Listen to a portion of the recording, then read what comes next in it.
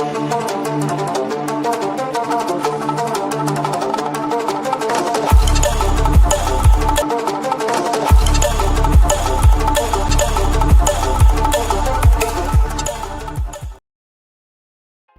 not so much sequel to Murder on the Orient Express, titled Death on the Nile, is releasing across the domestic circuit in theaters on February 11th. I got a chance to watch it early. If you want to know how I watched it early, jump down into the description of the video where I've described in detail of how I get to watch all these movies in advance and left my review even before the US embargo. So let's jump on to the main topic of the review, which is Death on the Nile review. Murder on the Orient Express was an amazing film. I really liked that one. So is Death on the Nile as good as the first one? I won't say that it is not, because I think it is really, Death on the Nile is quite a good movie. However, it never reaches its predecessor, but still it is an enough great suspense that keeps you on the hook of it all to complete it.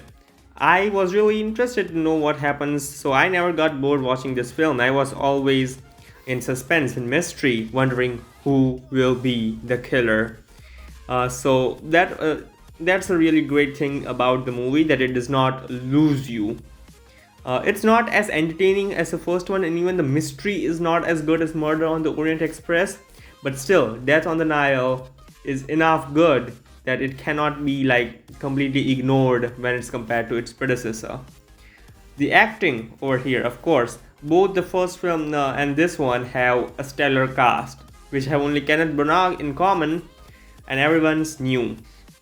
Of course, because this is a completely different story and a completely different case. So, who gives the best performance again? If we talk about that, I think still it's Kenneth Branagh. Even in the first film, it was Kenneth Branagh. I mean, a lot of others came close. I mean, Johnny Depp was completely like reduced in terms of screen time in that film because of the character he got. However, in this film, I think everybody gets enough screen time. Of course, Kenneth Branagh gets the most, and I think he's the best actor. As for Gal Gadot, who is being shown as the face of this film, she does a fine job, I would say. I mean, her acting is not horrible, okay? I mean, she is evolving to be a good actress, and I think a lot of the scenes that she delivers in this film are quite good, and some not so much. So I think she gives mediocre acting, but due to her popularity, she is the face of this film. Armie Hammer, the controversial guy, due to which Disney is not even marketing this movie to its full potential. I think Armie Hammer also gives kind of a decent performance, nothing special.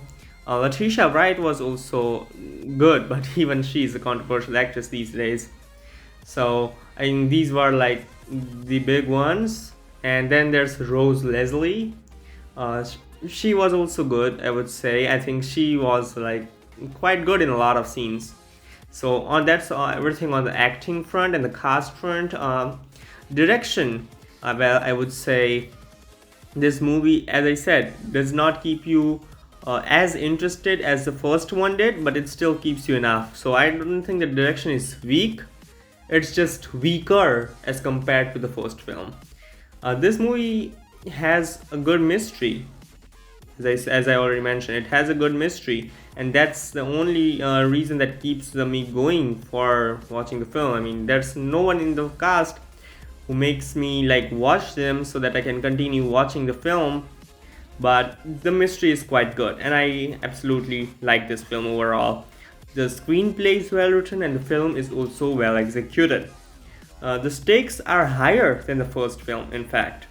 They look higher, they definitely look higher. Like the scope has increased and there's a lot going on. And it's not limited to a specific train. It feels bigger in scale. It definitely feels bigger. The film is also better than the first film in terms of cinematography and showing how big it is. Because the first film was, to be honest, very limited to its scope. It didn't look big, but this one does. This one looks like it's like this high-stake mystery. However, the story is also kind of good. So overall, I think it's a good movie. 7.2 out of 10 would be my score for it. And I pretty much enjoyed this film. And so that's my review on Death on the Nile. Share your own thoughts in the comment section down below. Are you excited for this film or not? So that's it, and see you next in some other film review. Hopefully Uncharted next. So that's done over here. Like, share, and subscribe, Film Villa.